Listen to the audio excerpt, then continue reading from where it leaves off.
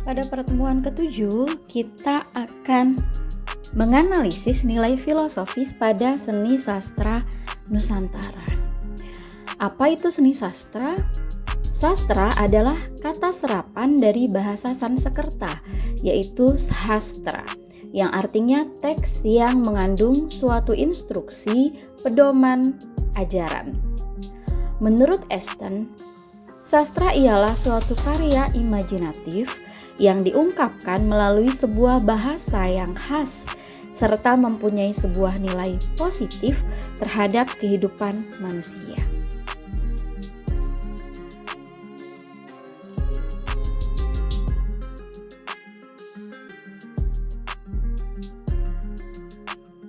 Sastra terdiri dari unsur intrinsik dan ekstrinsik.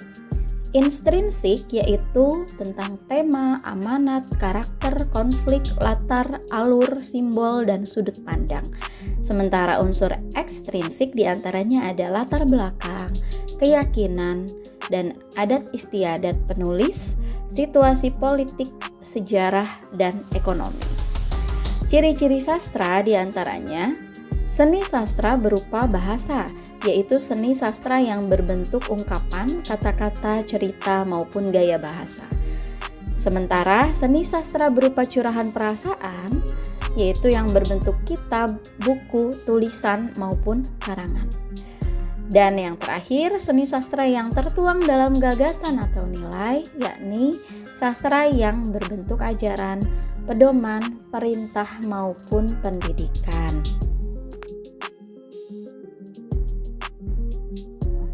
Seni sastra biasanya menjadi sarana untuk menyampaikan pesan moral dan kritik, sehingga ada nilai etis yang membentuk atau berusaha disampaikan melalui karya tersebut. Oke teman-teman, kita akan coba latihan ya, bagaimana menganalisis nilai filosofis pada karya seni sastra. Nah, metode yang kita gunakan sama seperti minggu lalu ya, pada seni musik.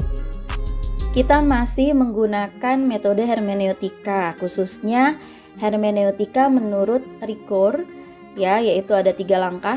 1, langkah simbolik, ini sudah saya jelaskan minggu lalu ya.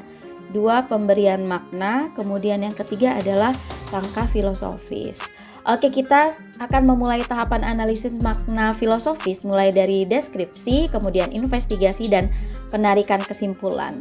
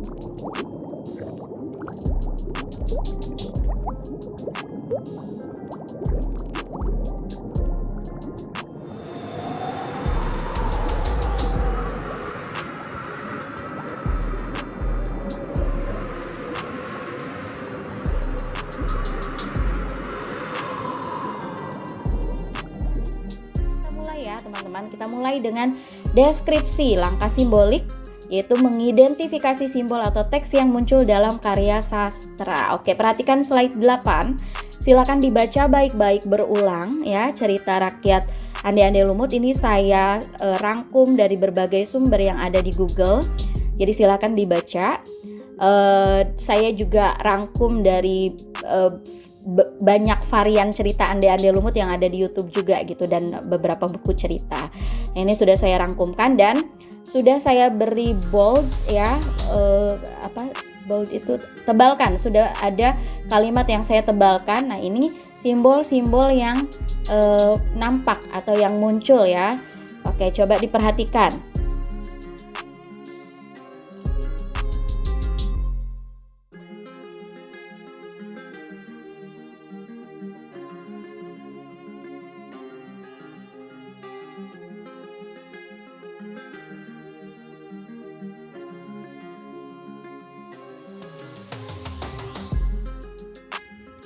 Kemudian pada tahap investigasi ya, penggalian makna ini menyelidiki sumber-sumber terkait baik literatur maupun tokoh yang bersangkutan dengan karya sastra. Nah, teman-teman, inilah cara investigasi dengan mencari literatur. Teman-teman bisa cari literatur terkait di Google Scholar ya.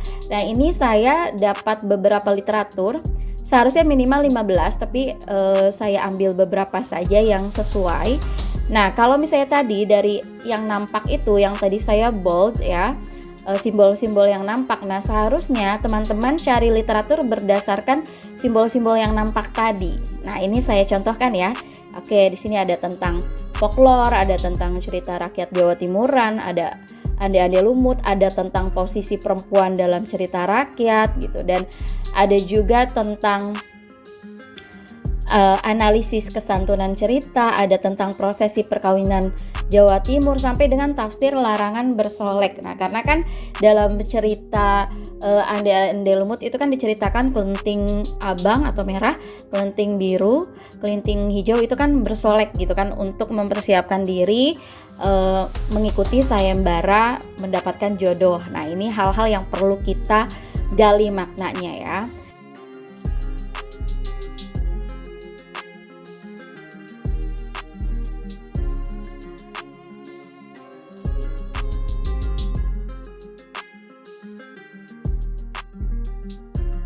Di slide 11 ini penarikan kesimpulan, yaitu berpikir filosofis, memahami nilai yang ada di balik simbol atau teks yang muncul dalam karya sastra. Nah, ini kita akan latihan ya, jadi teman-teman nanti silakan simpulkan sendiri.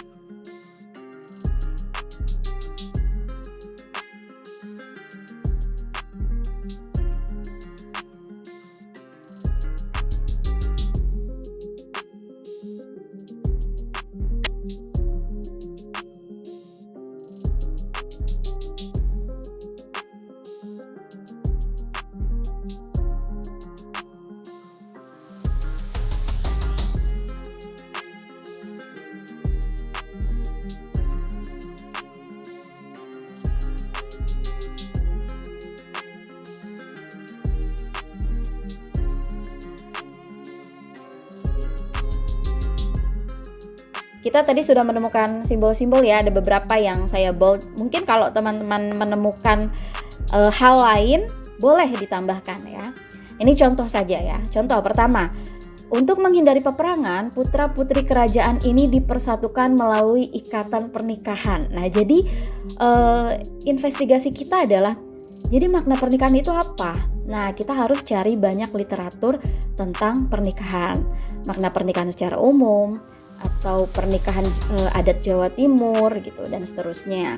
Nah, yang kedua, kelenting abang, kelenting hijau, dan kelenting biru bersolek untuk mengikuti sayembara. Nah, ini makna yang muncul adalah makna dari bersolek. Bersolek itu apa sih? Bagaimana sih? Untuk apa dilakukan, dan seterusnya. Nah, ini kita perlu cari literatur tentang ini juga ya.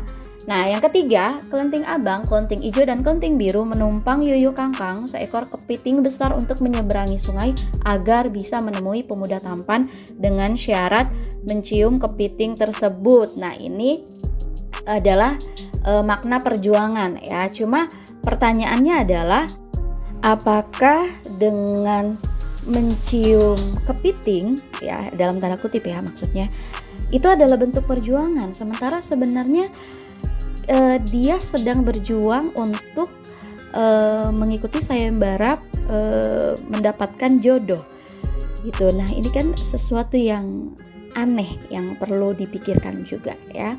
Kemudian yang keempat, ande-ande lumut menolak kelenting abang, kelenting hijau, dan kelenting biru karena sudah mencium yuyu kangkang. Nah, ini dianggap sebagai makna kehormatan. Jadi bagi ande-ande lumut, mereka tidak dapat menjaga kehormatannya. Nah, jadi yang dimaksud kehormatan tuh apa sih? Gitu. Oke, nah setelah menemukan simbol-simbol ini, kemudian kita masuk bagaimana cara memahami simbol-simbol. Nah, cara memahami simbol-simbol itu adalah dengan membuat kesimpulan. Saya sudah membantu dengan beberapa pertanyaan. Jadi, silakan teman-teman buat kesimpulan berdasarkan pertanyaan-pertanyaan ini. Kalian bisa mulai menjawab pertanyaan ini. Pertama, misalnya, jabarkan makna pernikahan secara umum dan konsep pernikahan pada adat Jawa Timur, serta kaitannya dengan konsep pernikahan yang ada pada cerita ande-ande lumut. Nah, ini disimpulkan ya, kalian jabarkan, kalian berikan analisa kritis pandangan kalian, dan juga jangan lupa ambil kutipan dari literatur yang tadi sudah dikumpulkan.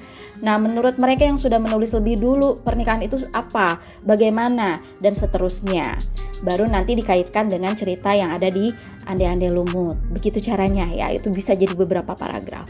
Yang kedua, jabarkan makna bersolek. Apakah bersolek itu dalam arti sekedar tubuh saja ya, dandan, pakai makeup, pakai baju bagus, atau bersolek itu termasuk pada perilaku, termasuk menjaga kehormatan misalnya. Apakah bersolek itu satu-satunya ikhtiar untuk mendapatkan jodoh, atau ternyata mendapatkan jodoh itu perlu ikhtiar yang lainnya? Nah, ini coba nanti teman-teman bisa berikan pandangan kalian, menganalisa secara kritis. Kalian boleh setuju dengan cerita yang ada di ande-ande lumut, atau menurut kalian justru kalian tidak setuju dengan cerita yang ada di ande-ande lumut, dan seterusnya. Bebas. Yang penting berikan argumen dan tunjukkan pernyataan orang yang sebelumnya pernah menulis dari literatur itu. Tunjukkan sebelumnya si A pernah menulis begini misalnya, dan saya setuju, atau si A menulis seperti ini tapi saya tidak setuju. Nah, lalu kenapa? Kalian jabarkan alasan kalian gitu, dan seterusnya. Yang ketiga, apakah perjuangan itu boleh menggunakan segala cara? Seperti apa seharusnya berjuang itu ya? Misalnya seperti yang dilakukan oleh kelenting abang atau merah, kelenting hijau, dan kelenting biru gitu.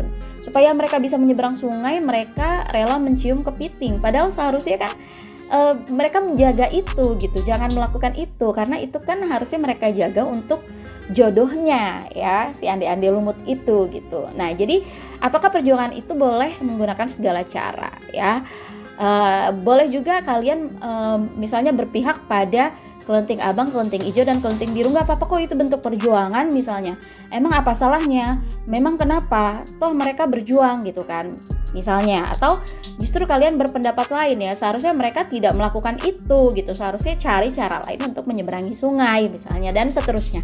Itu boleh, itu bisa jadi beberapa paragraf bahkan ya. Dan jangan lupa juga masukkan kutipan, masukkan pendapat ahli tentang sebenarnya apa sih perjuangan yang benar itu seperti apa ya, perjuangan yang baik itu seperti apa, dan seterusnya. Itu dimasukkan supaya pendapat kita lebih kuat karena didukung oleh pendapat orang-orang yang sebelumnya sudah lebih dulu menulis. Dan yang terakhir adalah, apakah makna dari sebuah kehormatan? Apakah perempuan harus menjaga kehormatan itu untuk dirinya sendiri, untuk jodohnya, atau untuk bertakwa dalam arti beribadah ya, menghindari apa yang dilarang ya. Nah, jadi makna kehormatan itu seperti apa? Oke, nah teman-teman cari tahu juga ya, silakan baca literatur sebanyak mungkin, cari tahu orang bicara tentang simbol-simbol yang nampak tadi ya, pernikahan, bersolek, perjuangan, kehormatan. Orang-orang sebelumnya pernah menulis tentang itu tuh seperti apa. Dikutip, diambil, lalu kalian boleh berikan posisi kalian, setuju atau tidak setuju, berikan pendapat kalian, berikan analisa kritis kalian. Jadi kalian tidak harus selalu setuju dengan yang ada di dalam cerita ini. Mungkin kalian bisa membalik gitu, misalnya di ceritanya dibalik gitu, mempertanyakan hal lainnya gitu. Misalnya Kenapa Kaunting Kuningnya melarikan diri ketika misalnya kerajaannya itu diserang gitu? Kenapa dia tidak ikut berjuang dengan Ande-Ande Lumut dan seterusnya? Ande-Ande Lumut dan seterusnya. Itu banyak hal yang bisa kita pertanyakan, banyak hal yang bisa kita investigasi gitu kan. Atau justru jangan-jangan Ande-Ande Lumut itu membuat sayembara untuk mencari istrinya yang hilang, atau justru untuk mencari istri baru, ya itu kan hal-hal yang bisa kita pertanyakan gitu, bisa kita diskusikan lebih jauh lagi. Nah, jadi teman-teman, begitulah kira-kira cara untuk memahami simbol filosofis yang ada pada karya sastra ya di Nusantara. Salah satunya adalah cerita Ande-Ande Lumut.